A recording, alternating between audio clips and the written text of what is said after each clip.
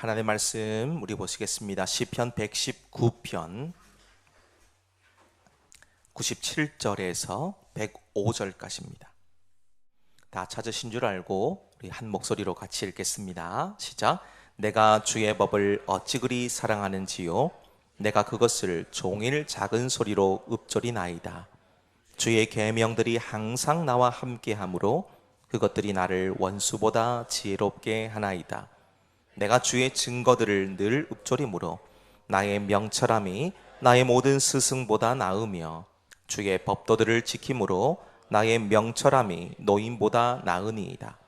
내가 주의 말씀을 지키려고 발을 금하여 모든 악한 길로 가지 아니하였사오며 주께서 나를 가르치셨으므로 내가 주의 규례들에서 떠나지 아니하였나이다. 주의 말씀의 맛이 내게 어찌 그리 단지요, 내 입에 꿀보다 더 다니이다. 주의 법도들로 말미암아 내가 명철하게 되었으므로 모든 거짓 행위를 미워하나이다. 주의 말씀은 내 발의 등이요 내 길의 빛이니이다. 아멘. 70년대, 80년대에 엄청난 인기를 얻은 광고 하나가 있습니다. 참고로 이 광고는 대상을 2번이나 받은 전설적인 광고기도 하고요. 오늘 말씀 제목도 그 광고 속 문구에서 가지고 왔습니다. 눈치가 빠르신 분들은 벌써 알아채셨을 겁니다.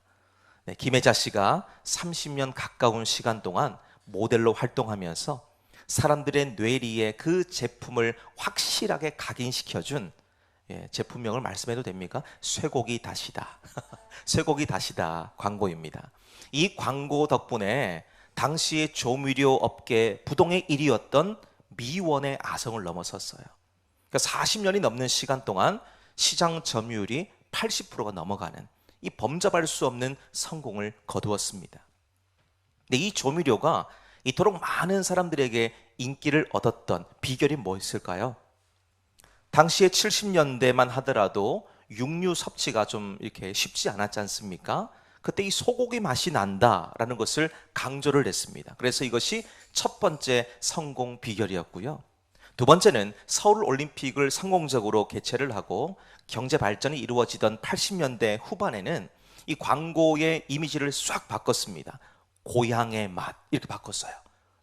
그래서 이미지 마케팅을 정말 잘했습니다. 결정적으로 당시에 전원일기, 여기서 전원일기 안 보신 분들이 아마 안 계실 겁니다. 전원일기에서 그 따뜻하고 자상한 어머니를 연기한 김혜자 씨를 모델로 쓴 것이 성공의 이유였다는 것이죠.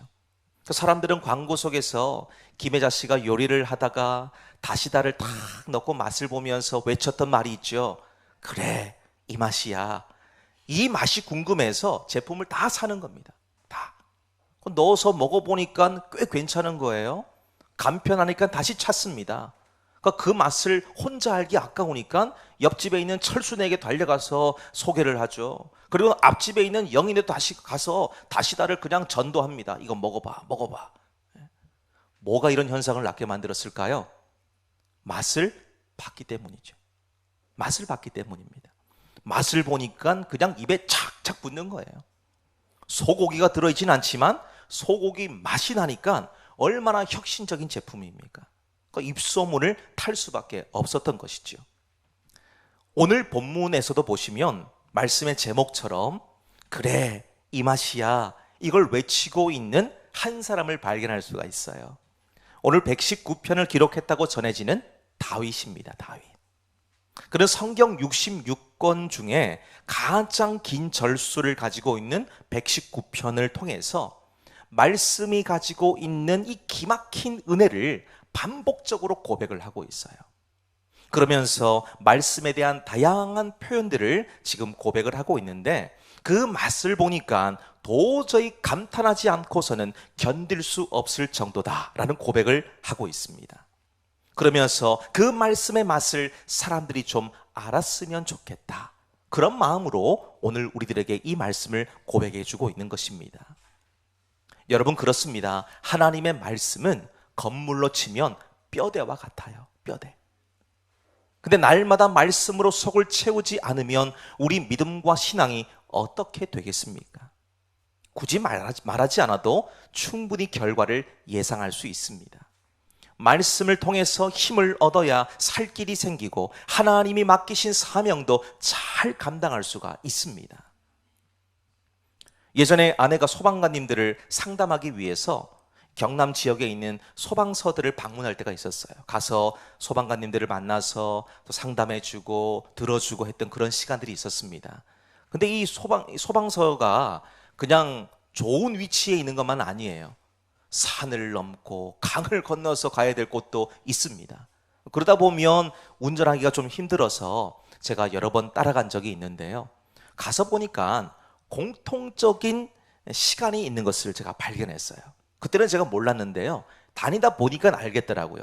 아침에 10시만 딱 되면 똑같이 하는 게 있습니다. 이 근무 교대 시간인데요. 소방 장비를 전부 다 바깥으로 끄집어내서 매일같이 점검하는 거예요. 매일같이.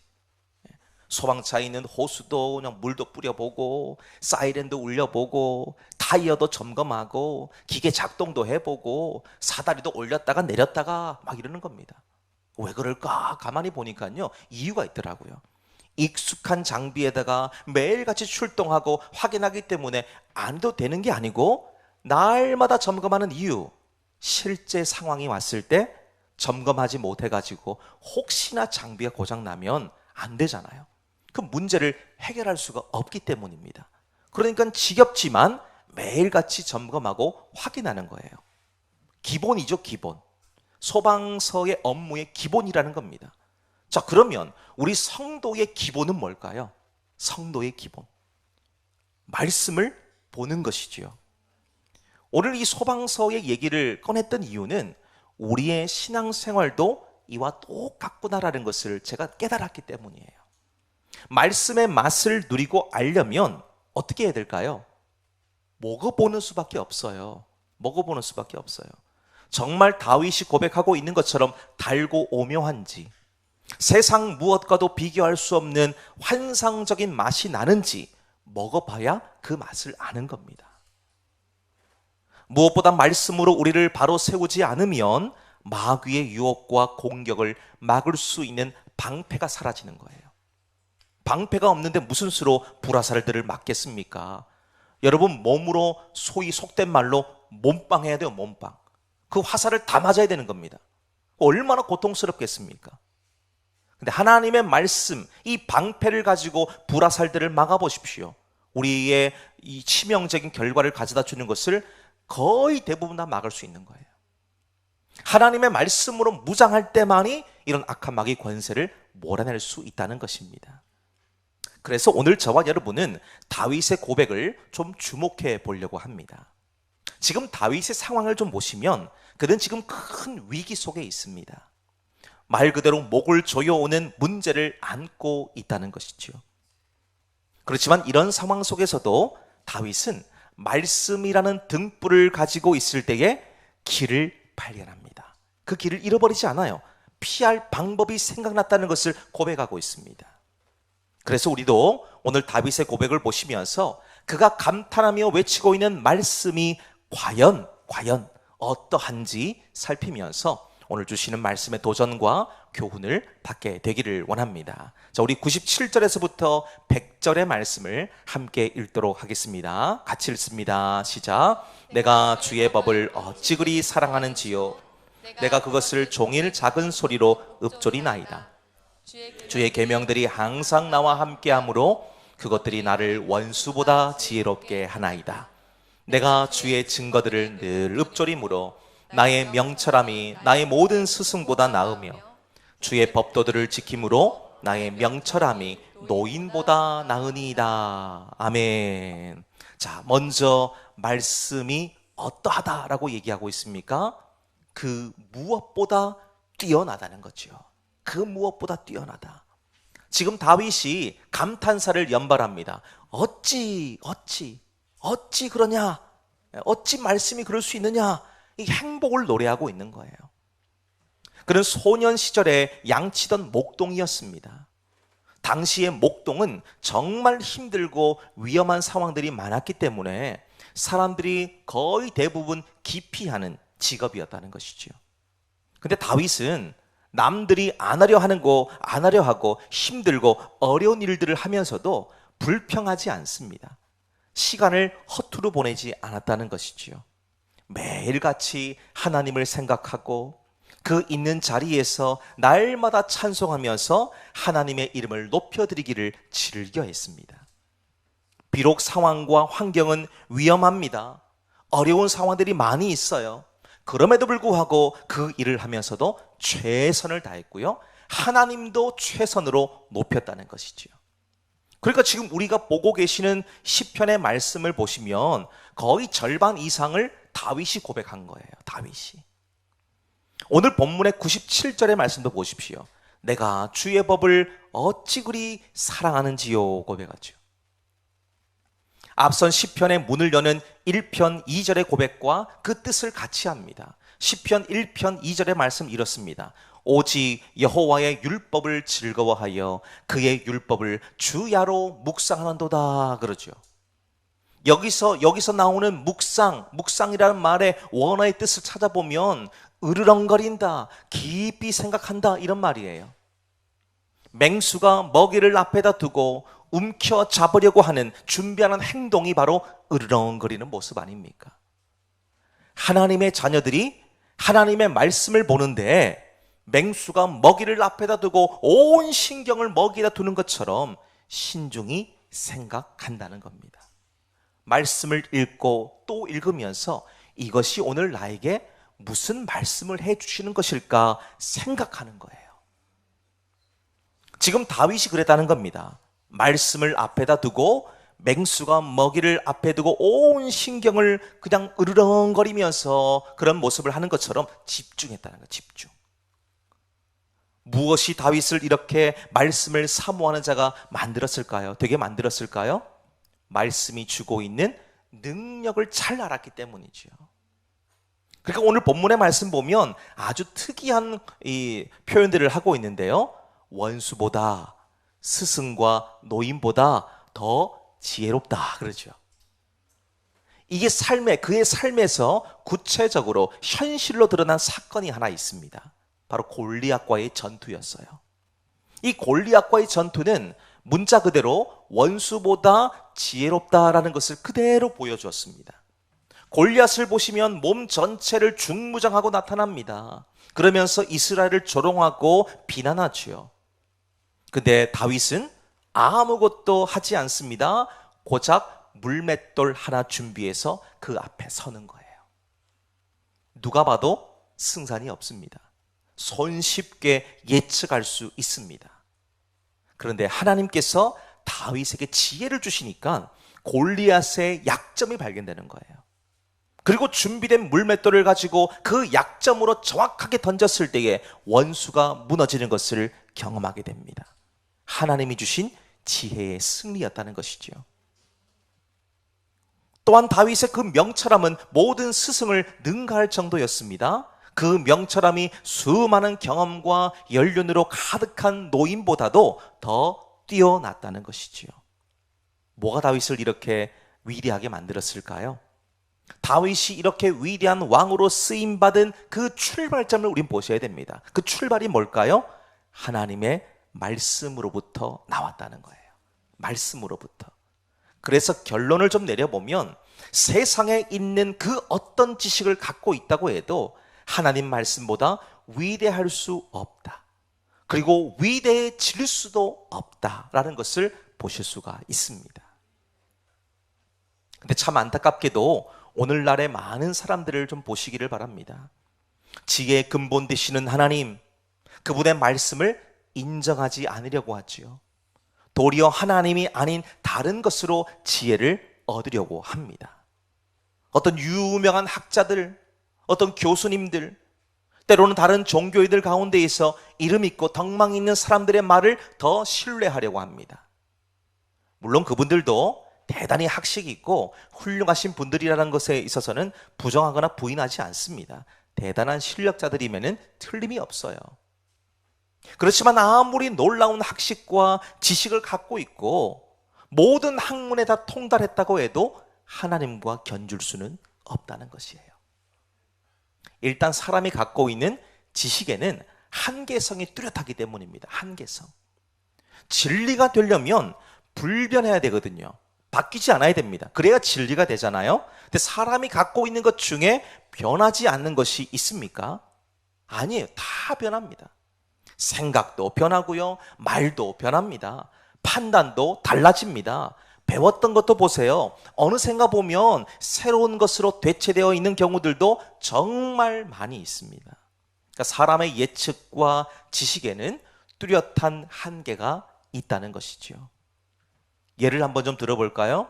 대표적으로 미국의 그 케니스 올슨이라는 사람이 있는데요. 이분이 DEC라는 회사를 창업했어요. 디지털 이커먼트 코퍼레이션이라는 회사를 창립했는데요. 이게 지금 오늘날의 HP라고 하는 회사의 전신이 됩니다. 이 회사를 창립한 미국의 케니스 올슨이라는 공학자가 1977년에 이런 말을 했어요. 컴퓨터는 집에서 쓸 일이 없다 그랬어요. 근데 올슨의 예측은 완전히 빗나갔죠. 아니 저희 집만 해도요, 노트북을 포함하면 컴퓨터가 3대나 있어요. 오히려 쓰지 않는 사람을 찾는 게 더 빠른 시대가 됐습니다. 그리고 1926년 미국의 물리학자인 로버트 고다드라는 사람이 세계 최초로 이 액체 연료 로켓 발사에 성공을 했습니다. 물론 그 성공이라고 하는 것이 아주 큰 성공은 아닙니다. 높이 한 12m 정도의 그 높이로 올라가서는 한 50m 정도 떨어져 있는 양배추 밭으로 이 로켓이 탁 떨어지는 거, 이게 첫 발사의 시작이었어요. 그렇지만 충분히 의미가 있는 실험이었다는 것이죠.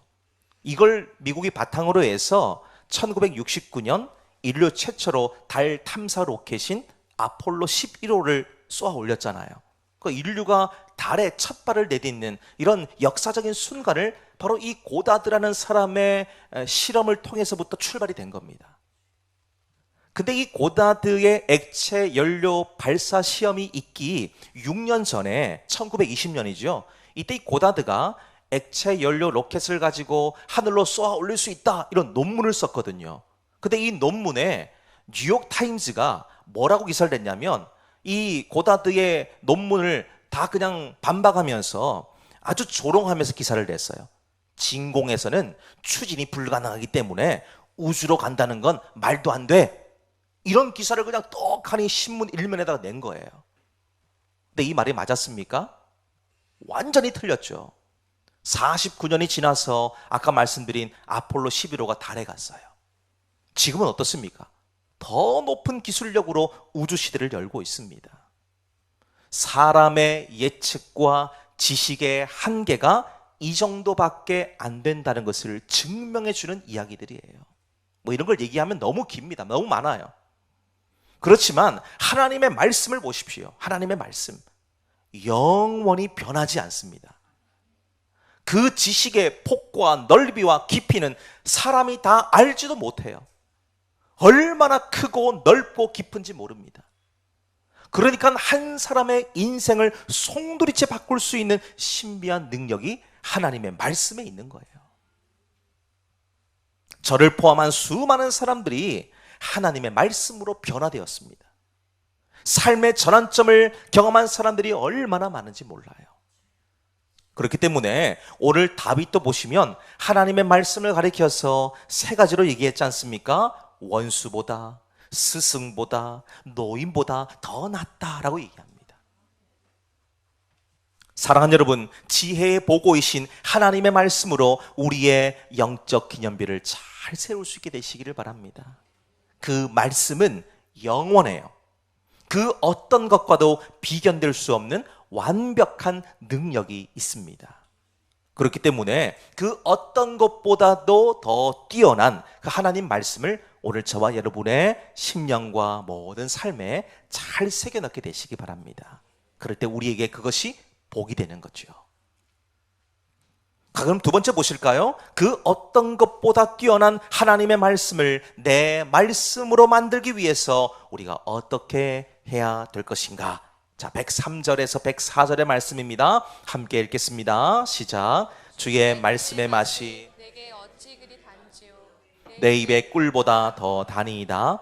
주의 법도들로 말미암아 내가 명철하게 되었으므로 모든 거짓 행위를 미워하나이다. 아멘. 자, 두 번째 무엇을 보실 수가 있습니까? 맛을 봐야 맛을 알고 맛본 대로 살 수 있다는 것입니다.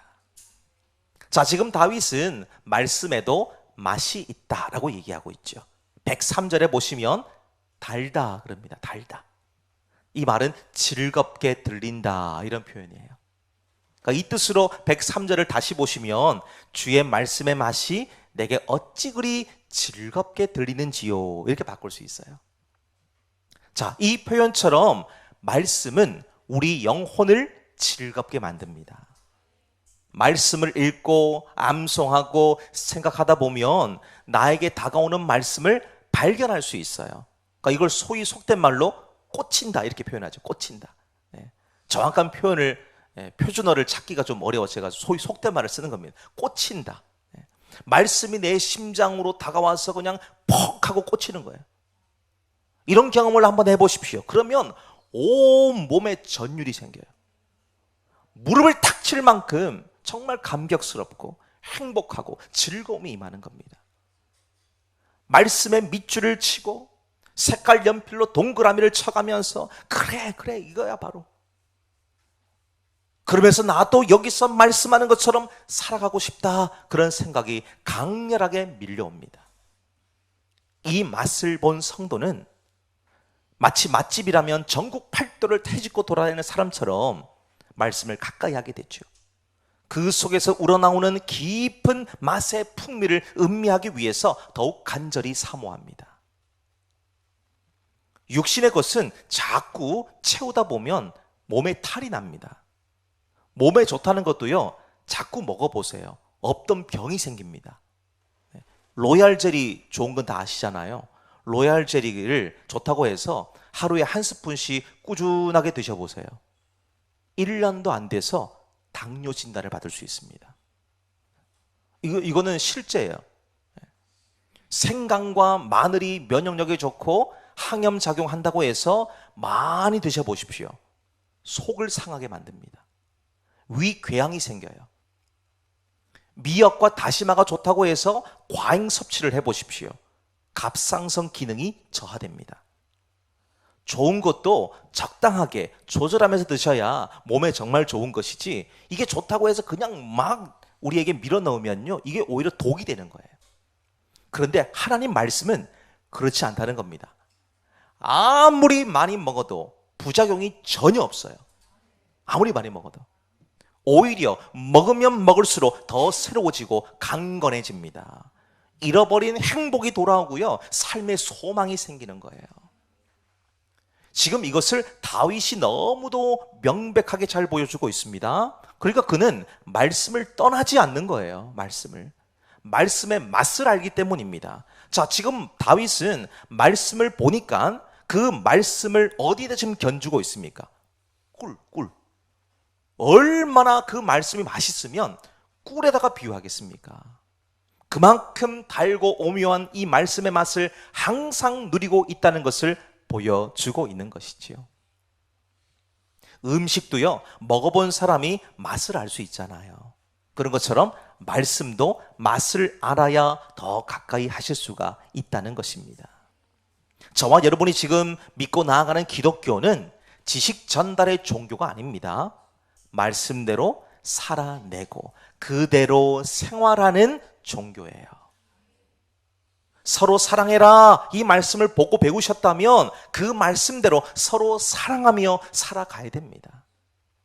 기도에 관한 말씀을 보셨고 들으셨다면 이제는 하나님 말씀 앞으로 나와서 무릎을 꿇고 그분의 은혜를 간절히 구하면서 힘써야 되죠.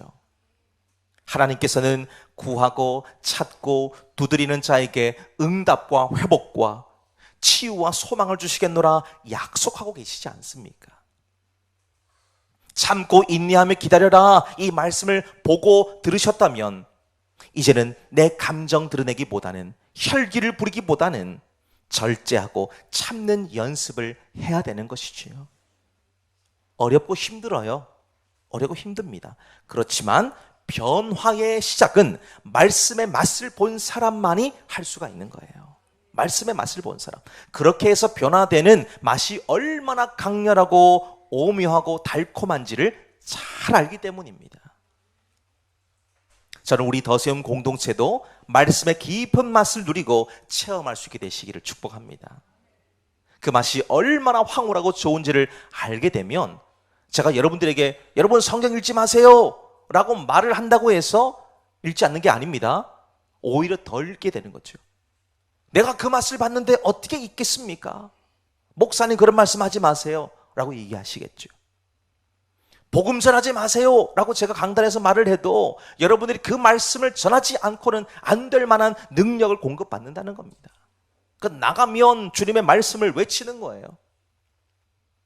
마치 우리가 음식 먹으러 가셨을 때에 숨은 보석 같은 맛집 발견했을 때와 똑같은 겁니다. 거기서 맛본 음식, 분위기, 밑반찬의 개수, 또 그 다음에 가격, 직원들이 친절한지 안 친절한지 이런 거 굳이 말하지 않아도 되는 거 있지 않습니까? 근데 그거를 다 말해주는 거예요. 야, 내가 그 집 가서 보니까는 맛이 기가 막히더라. 가격도 뭐 그렇게 비싸지도 않더라. 너도 가서 먹어봐 그러잖아요. 너도 가서 먹어봐. 그 집에서 홍보하라고 돈 안 줬습니다. 음식 대접해 주지 않았어요. 광고비, 홍보비 안 받았습니다. 근데 입소문 내죠. 왜 그럴까요? 맛을 봤기 때문이죠. 맛을 봤기 때문에. 맛없으면요 말도 안 합니다. 혹여나 누가 그 집에 간다 그러면 안 돼, 그 집은 안 돼. 절대 가면 안 돼. 오히려 막 그냥 말리는 거죠. 마찬가지입니다. 말씀의 맛을 체험하고 깨달을 때에 오는 감동과 환희는요 그 무엇으로 대체할 수가 없어요. 여러분 이 말씀의 맛을 꼭 느껴보시기를 바랍니다. 행복과 기쁨이 몰려옵니다. 희망이 막 솟아나는 거예요. 이전에 보이지 않던 것들이 그냥 눈에 보이는 겁니다. 이런 변화들이 언제 시작될까요? 하나님의 말씀을 내 안에 담아 놓을 때예요. 말씀의 맛을 느낄 때입니다. 그럴 때 우리 삶에 변화가 시작되죠. 그러면 이렇게 고백이 가능합니다. 105절의 말씀 보실까요? 자, 우리 105절 말씀을 함께 읽겠습니다. 시작. 주의 말씀은 내 발의 등이요 내 길의 빛이니이다. 아멘. 자, 이 고백처럼 무슨 고백입니까? 주님, 내 길도 비춰 주십시오 라고 고백할 수 있는 거예요. 좀 오래됐습니다마는 1995년에 이 나사의 허블 우주 망원경을 만지는 팀이 우주의 완전한 흑암으로 보이는 곳을 10일 동안 정밀 관측하기로 했습니다. 그러니까 뭔가 있어서라기보다는 그냥 호기심이죠, 호기심. 과연 저 우주라는 미지의 영역에 있는 저 흑암 속에 뭐가 있을까? 이 궁금증이 생긴 거예요. 그래서 당시에 최고의 망원경이었던 허블을 이용해서 그것을 보기로 이제 결정했습니다. 다들 생각했습니다. 아니 뭐 비춰봤자 아무것도 없는데 뭐 눈에 보이지도 않는데 뭐. 근데 관측이 끝나고 허블 망원경이 찍은 사진을 딱 열었을 때에 모두가 다 경악하는 거예요. 그곳에는 셀 수 없을 만큼의 이 은하가 빼곡하게 찍혀 있기 때문이었어요. 즉 흑암으로 뒤덮여 있던 곳 역시도 또 다른 우주였다는 겁니다. 그래서 이 사진을 보았던 어느 연구원이 이런 말을 남겼습니다. 어둠은 정말 어둠이 아니었구나. 단지 우리가 보지 못했을 뿐이구나. 이런 말을 했습니다. 내 눈에 보이지 않는다고 해서 존재하지 않는 게 아니라 다만 인식하지 못했다는 겁니다. 인식하지 못했다는 것. 그래서 요한복음 1장 5절의 말씀에도 이런 말씀하시지요. 빛이 어둠에 빛이 돼 어둠이 깨닫지 못하더라 그럽니다. 빛이 비치는데 어둠이 못 느낍니까? 어둠이 느끼니까 어둠이 물러가고 사라지는 거잖아요. 그런데 어둠이 얼마나 짙었는지 빛이 임했음에도 불구하고 그 빛을 집어삼키려 하죠. 여기에는 물론 상황들이 있습니다. 설명해야 될 것들이 있습니다만 지금 그 말씀을 다 얘기하기는 어렵습니다만은 무지함으로 인해서 생명의 빛으로 오신 예수 그리스도를 깨닫지 못하는 세상의 모습을 지금 이렇게 표현하신 거예요. 지금 다윗의 말도 한번 보세요. 보이지 않는 어둠의 인생에 빛이 되는 것은 하나님의 말씀이다 라고 소개하죠. 그런 이런 고백을 누구보다 강렬하게 할 수 있는 사람입니다. 하나님이 자기를 지켜주지 않으셨다면, 보호해주지 않으셨다면 죽어도 벌써 수백 번은 죽었을 인생이잖아요. 사람들에게 배신을 당해서 쫓겨다니고 동굴에 숨어 살고 때로는 미친 척하면서 목숨을 건졌던 적도 있습니다. 죽을 죄를 지었기 때문이 아닙니다. 그저 상대방의 개인적인 감정 때문이에요. 근데 하나님께서는 그때마다 말씀으로 다윗의 인생에 빛이 되어 주셨어요. 다윗은 이 빛으로 다가오신 하나님 때문에 그 엄청난 고통과 인고의 세월을 견딜 수 있었습니다. 버틸 수 있었던 거예요. 자, 그렇다고 한다면 오늘 저와 여러분도 마찬가지입니다. 우리가 살아가는 삶에서 고통이 없는 사람이 어디 있겠습니까? 다 누구나 고통을 겪습니다. 누구나 아픔이 있어요. 누구나 다 말 못할 사정들이 다 있습니다. 오늘 여기서 우리 집사님, 권사님, 성도님 간증해 보세요 라고 자리를 마련해 드린다면 그 정말 구구절절 가슴을 치지 않고 눈물을 흘리지 않으면 들을 수 없는 그런 말들 얼마나 많이 하시겠습니까? 너무나 힘들어요, 우리 인생길은요. 그렇지만 우리 하나님께서 저와 여러분의 인생길에 빛이 되어주시고 등불이 되어주시기 때문에 우리가 어둠을 바라보며 겁낼 필요가 전혀 없다는 겁니다. 왜 그럴까요? 빛이 비추면 어둠은 물러가거든요. 어둠은 물러갑니다. 나에게 있는 문제, 여러 가지 아픔, 여러 가지 고통, 사람들은 전혀 이해해 주지도 못하고 다 해석하지도 못하는 그런 것들이 있다 할지라도 우리의 빛 대신 주님 앞에 가지고 와서 말씀으로 그것을 깨부수면 어떻게 바뀝니까? 이게 은혜가 되는 거예요. 이게 간증이 되는 겁니다. 하나님께 영광을 돌릴 수 있는 복된 도구가 된다는 것이죠. 다윗이 바로 이것을 온몸으로 경험한 사람 아닙니까? 그러니까 시편 23편 4절에서 그는 이런 고백을 남깁니다. 내가 사망의 음침한 골짜기를 다닐지라도 해를 두려워하지 않을 것은 주께서 나와 함께 하심이라. 주의 지팡이와 막대기가 나를 안위하시나이다 고백합니다. 그런 것들이 나에게 다가와도 전혀 난 겁나지 않다. 그것이 나를 무너뜨릴 수 없다. 내 무릎을 꿇릴 수 없다. 이 고백을 하는 것이죠.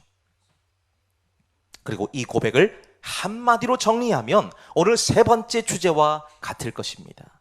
주님, 내 길을 비춰주세요. 주님의 말씀이 내 안에 있으면 내가 어디를 가든 무엇을 하든 두려워하지 않게 되고 무너지지 않을 수 있습니다. 그러니 내 앞길에도 밝은 빛이 되어 주십시오. 고백하는 거죠. 사랑하는 성도 여러분, 우리는 빛이신 하나님 말씀을 들고 걸어가는 길을 비출 수 있어야 되죠. 말씀을 잘 배우고 그 안에서 살아가야 됩니다. 그러기 위해서 뭐 해야 될까요? 말씀을 알아야 되겠죠. 말씀을 알아야 되겠죠.